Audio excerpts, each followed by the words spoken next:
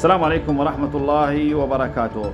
طبعا اليوم على أساس تم توقيع اتفاق أنه يدخل الأمن إلى السويداء، وهذا الاتفاق ما راح ينجح إطلاقا وراح يتم خرقه، ومو بس ما اتفاق واحد، لو يسوون 100 اتفاق راح يتم خرقه من جماعة الهاجري، والأسباب كثيرة منها المجلس العسكري ليس وليد اللحظة، منظم عسكريا ومدعوم ماليا. أولا مدعوم ماليا من وراء المخدرات، وعسكريا عندما سقط نظام الأسد استولوا على الثكنات العسكرية اللي حوالي السويداء وحوالي الشام، والكل خدمته عسكرية، وتعرفون أن المناطق هذه كلها ثكنات عسكرية، يعني قشوها قش بأكبال كهربتها.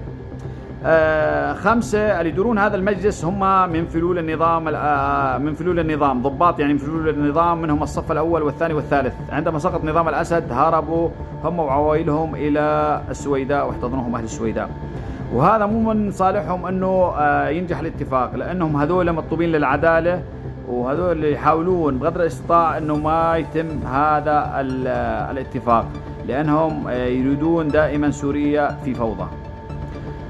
6 في أيادي خفية تلعب في الموضوع، في أيادي خارجية، في عندك الأزرق بعد له دور، هو اللي قام يقوي شوكتهم، والشرح يطول، وهذا الاتفاق ما راح ينجح إطلاقا إذا ما سيطروا عسكريا وسيطروا بالكامل على السويداء وفككوا المجلس العسكري، ما راح ينجح إطلاقا. هذا رأيي ورأي البعض،